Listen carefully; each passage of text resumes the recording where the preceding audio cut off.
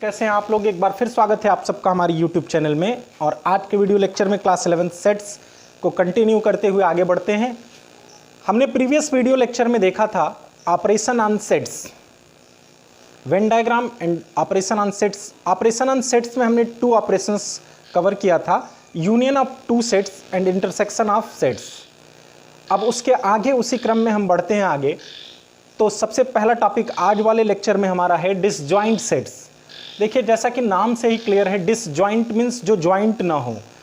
तो यहाँ in the sense set disjoint का मतलब ये हुआ कि अगर 2 सेट में कोई भी एलिमेंट कॉमन नहीं है तो उसको डिसजॉइंट कहेंगे। किसी तरह से वो जुड़े हुए नहीं हैं तो डिसजॉइंट कहे जाएंगे। मैथमेटिकल डेफिनेशन क्या है इसका? 2 sets A and B are said to be disjoint if A intersection B is equal to 5। A intersection B क्या होता है? दोनों सेट में कॉमन एलिमेंट्स का सेट। तो अगर कोई एलिमेंट कॉमन नहीं मिल रहा है तो वो डेफिनेटली क्या होगा? इम्पटी सेट होगा, जिसको 5 से डिनोट करते हैं। तो अगर 2 सेट ऐसे मिल रहे हैं हमको जिनमें कॉमन एलिमेंट्स नहीं हैं, या फिर दोनों का इंटरसेक्शन इम्पटी सेट मिलता है 5, then it is called disjoint sets. If A intersection B is equal to 5, then A and B are called intersecting sets. अगर A intersection B not equal to 5 मिल रहा है, यानी वो इम्पटी नहीं है, तब उसको इंटरसेक्टिंग सेट कहा जाता है। अदरवाइज अगर 5 मिल रहा है तो डिसजॉइंट सेट कहा जाता है। फॉर एग्जाम्पल एक देख लेते हैं हम। A B C A is equal to set B is equal to 1 2 3 4। इन दोनों में देखिए कोई भी एलिमेंट कॉमन नहीं है। Here A and B are disjoint sets.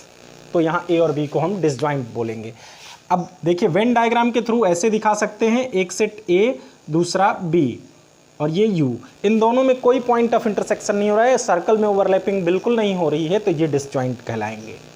तो उम्मीद है समझ में आया आपको डिसजॉइंट सेट। अब नेक्स्ट, डिफरेंस ऑफ 2 सेट्स। हमने यूनियन पढ़ लिया था, इंटरसेक्शन पढ़ लिया था, अब डिफरेंस पढ़ना है कि सेट्स का डिफरेंस कैसे निकलता है, कैसे घटाते हैं, सब्ट्रैक्शन कैसे होता है सेट का। तो ध्यान से देखिएगा इसके डेफिनेशन को। जैसे अगर नंबर्स का हम सब्ट्रैक्शन करते हैं तो हम बस ये देखते हैं कि पहला नंबर दूसरे से कितना ज़्यादा है। जैसे 8 - 5 3 आता है, तो हमें ये पता चलता है 8 5 से 3 ज़्यादा है। तो यहाँ भी कुछ वही लॉजिक लगने वाला है। If A and B are 2 sets, then there difference A minus B is the set of all those elements of A which do not belong to B. A and B are 2 sets, then their difference A minus B. A minus B जो A difference B होगा is the set of all those elements of A which do not belong to B. Means A के ऐसे elements का set होगा जो B में belong नहीं करते हैं। जैसे हम लिख सकते हैं X belongs to A, that means X belongs to A minus B, that means X belongs to A but X does not belong to B। X A का होगा लेकिन B का नहीं होगा। ऐसे ही X belongs to B minus A अगर कहा जाए तो इसका मतलब हुआ X belongs to B, means B के वे एलिमेंट जो A में प्रेजेंट नहीं है, अगर B माइनस A होगा तो, but X does not belong to A। अब देखिए, इसको वेन डायग्राम के थ्रू अगर हमें दिखाना हो, अगर मान लेते हैं ये सेट A है, ये सेट B है, ये U है, तो A माइनस B का मतलब हुआ A के वे एलिमेंट्स जो B में प्रेजेंट नहीं हैं। तो हम इंटरसेक्शन वाले पार्ट को छोड़कर A को पूरा सेट कर देंगे। अगर यही A minus B minus A पूछेगा तो हम क्या करेंगे? B को सेट कर देंगे, B को सेट कर देंगे। इंटरसेक्शन पार्ट्स में नहीं जाना, क्योंकि इंटरसेक्शन वाले तो A में भी प्रेजेंट होंगे। तो हमें सिर्फ वो सेट लेना है जो पहले लिखा है, उसके वो एलिमेंट्स लेने हैं जो दूसरे सेट में प्रेजेंट नहीं हैं। तो ये हमारा पिक्टोरियल रिप्रेजेंटेशन हो गया वेन डायग्राम के थ्रू, और ये मैथमेटिकल हो गया। फॉर एग्जांपल एक एग्जांपल भी दे देते हैं। जैसे A इज इक्वल टू मान लीजिए 1 2 3 4 5 है, and B is equal to 3 4 5 7 ये है। देन A माइनस B क्या आएगा? हमारा A माइनस B आएगा। अब हम A के उन एलिमेंट्स को ढूंढेंगे जो B में प्रेजेंट नहीं है। तो A का 1 B में प्रेजेंट नहीं है, A का 2 भी B में प्रेजेंट नहीं है, 3 तो प्रेजेंट है, 4 भी प्रेजेंट है, 5 भी प्रेजेंट है। तो A माइनस B हो जाएगा हमारा 1 2। अगर इसी के अपोजिट अब B माइनस A आपसे पूछ लिया जाए तो B के उन एलिमेंट्स को ढूंढेंगे जो A में प्रेजेंट नहीं है। तो 3 प्रेजेंट है, 4 प्रेजेंट है, 5 प्रेजेंट है, 7 एलिमेंट ऐसा है जो बी में ए में प्रेजेंट नहीं है, तो बी माइनस ए 7 होगा। तो ये हमारा डिफरेंस था। अब इसी डिफरेंस पे बेस्ड एक और भी हमारा ऑपरेशन है जिसको symmetric difference of two sets कहते हैं। Symmetric difference of two sets क्या होते हैं? The symmetric difference of sets A and B is the set A minus B union B minus A, यानी ए माइनस बी और B minus A के union को ही कहा जाता है symmetric difference of sets, and it is denoted by A symmetric difference B. इस symbol से इसको डिनोट करते हैं।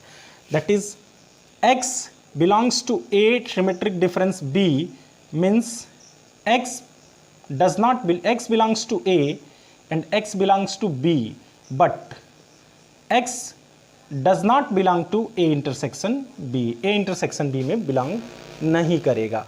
अब देखो, अगर ज्योमेट्री के थ्रू यानी वेन डायग्राम के थ्रू हमें रिप्रेजेंट करना हो तो ये a माइनस बी हो गया हमारा और b माइनस ए ये हो गया। इन दोनों का जो कॉम्बिनेशन होगा, यूनियन होगा, वही सिमेट्रिक डिफरेंस ए बी होगा। A symmetric difference B means ये क्या है? A minus B union B minus A. तो उम्मीद है ये भी समझ में आया होगा आपको। अब हम कंप्लीमेंट ऑफ ए सेट की बात करेंगे। तो अब कंप्लीमेंट ऑफ ए सेट की बात करते हैं। कंप्लीमेंट ऑफ ए सेट क्या होता है? देखिए, कंप्लीमेंट वर्ड जहाँ आता है उसका मतलब पूरक है। दो चीज़ें मिलके कंप्लीट होती हैं, उनमें से अगर एक को अगर अलग कर दिया जाए तो दूसरा उसका कंप्लीमेंट कहलाता है। तो कोई भी सेट U के साथ मिलता है यानी U से बना होता है, तो U में से अगर उस सेट को अलग कर लेंगे तो वो उसका कंप्लीमेंट हो जाएगा। जैसे देखिए, ये दोनों, ये हमारा मान लीजिए मार्कर है, इसका ये कैप है और ये दोनों मिल के कंप्लीट हो रहे हैं।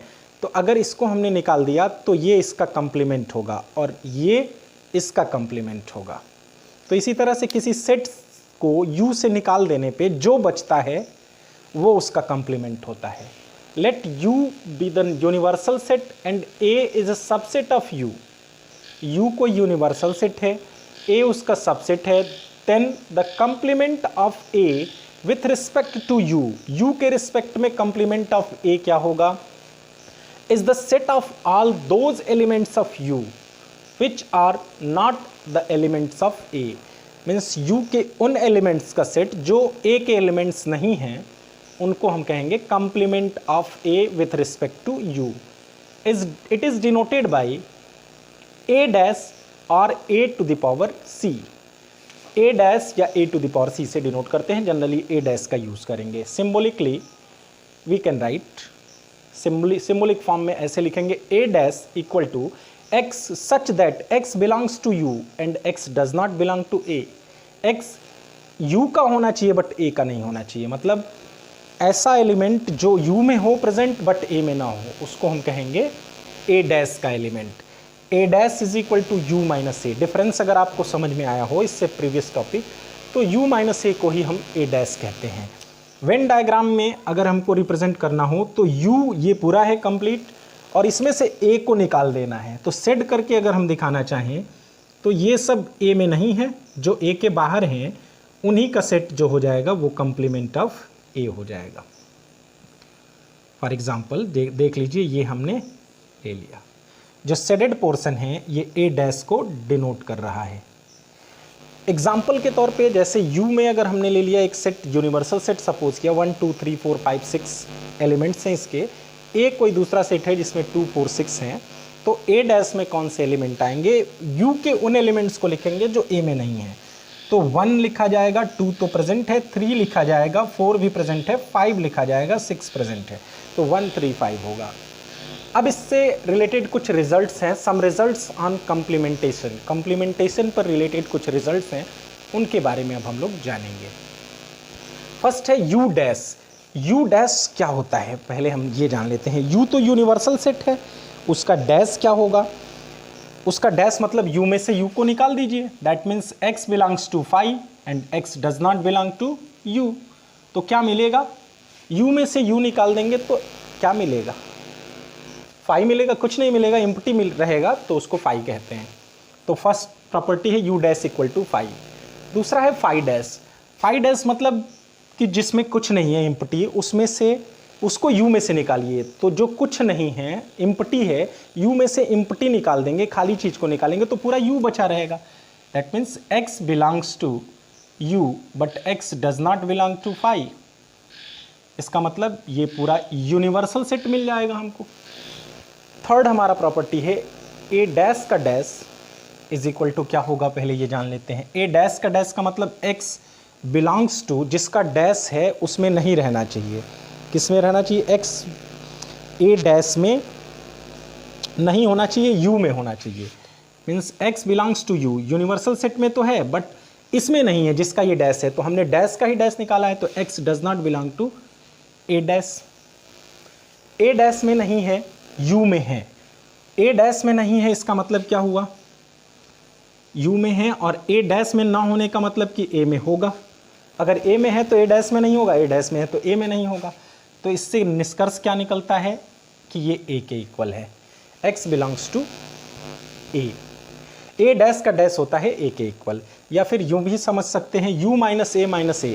तो एक u minus a, u minus u minus a ऐसे लिख सकते हैं, u minus a, u minus u minus a। तो ये होगा u minus u plus a, तो a के इक्वल हो जाएगा। तो ये हमारा a डैश का डैश। फोर्थ प्रॉपर्टी है a union a dash. a union a dash. a union का मतलब क्या हुआ? x belongs to u and x belongs to a। x belongs to u such that x belongs to a। a का मतलब हुआ union, a dash में होने का मतलब क्या हुआ? x belongs to u such that x does not belong to a। x a का नहीं होना चाहिए। अब दोनों को मिलाएंगे तो बनेगा क्या? u का है और a का भी है। यहाँ कह रहा है a का नहीं है तो a के बाहर का होगा, मतलब a और a का बाहर। a और a के बाहर को मिलाएंगे तो क्या बनेगा? u बनेगा। तो a यूनियन a डैश होता है u के इक्वल। अब a इंटरसेक्शन a डैश का मतलब x belongs to u and x belongs to a। यहाँ x belongs to u but x does not belong to a। a dash में होने का मतलब कि a में नहीं होना चाहिए। जब a में नहीं है और u में है सिर्फ, तो इंटरसेक्शन दोनों का क्या आएगा? a यूनियन a डैश मतलब x such that x does not belong to a intersection a। Means a और a डैश में क्या कॉमन मिलेगा? फाई मिलेगा कॉमन। अगर दोनों का इंटरसेक्शन निकालें तो कुछ भी कॉमन नहीं मिलेगा, तो ये क्या हो जाएगा? फाई के इक्वल। तो ये थे हमारे 5 प्रॉपर्टीज़, इसको हमने देखा। अब नेक्स्ट एक्सरसाइज में हम एक्सरसाइज का वीडियो अपलोड करेंगे। तो आइए स्टूडेंट्स, हम बात करते हैं एक्सरसाइज 1.4 के फर्स्ट क्वेश्चन की। Find the union. x equal to दिया है, y equal to x union y आपको निकालना है। तो सभी एलिमेंट को कंबाइन कर देना है, किसी को 2 बार नहीं लिखना है। तो 1 आएगा, 2 आएगा, 3 आएगा और 5 आएगा। सभी एलिमेंट्स आ गए, कोई 2 बार नहीं लिखा गया। इसमें a e i o u और इसमें a b c है। तो a b c और e i o u सबको हमने लिख दिया, कोई नहीं छूटा, कोई 2 बार नहीं हुआ। जो a में है या b में है उन सबको हमने लिखा। अब इसमें देखते हैं x such that x is a natural number and multiple of 3। x such that x is a natural number less than 6। तो हम लिखेंगे 1 2 3 4 5 और मल्टीपल ऑफ 3, या तो 1 2 3 4 5 या तो मल्टीपल ऑफ 3, दोनों मिल जाएंगे तो यही बनेंगे। यहाँ कह रहा है नेचुरल नंबर 1 से ग्रेटर हो, 6 के तक हो, और ये 6 से ग्रेटर हो, 10 से लेस हो। तो x such that x greater than 1 but less than 10 and x belongs to set of natural numbers. Last है हमारा 1 2 3 और 5। तो 1 2 3 में 5 मिलाएंगे, 1 2 3 ही बनेगा यूनियन में, क्योंकि 5 तो एम्प्टी सेट है। तो इस तरह से आज हमने फर्स्ट क्वेश्चन भी कवर किया। नेक्स्ट वीडियो लेक्चर में रिमेनिंग क्वेश्चंस को देखेंगे एक्सरसाइज 1.4 की। तो अब सेकंड क्वेश्चन भी देख लेते हैं। a और b की वैल्यू दिया है, कह रहा है a is subset of b, तो a के सभी एलिमेंट b में है तो यस, और A union B A B C हो जाएगा, कह रहा है A subset B, then A union B is equal to B होगा क्योंकि सभी एलिमेंट उसमें प्रेजेंट होंगे। थैंक्स।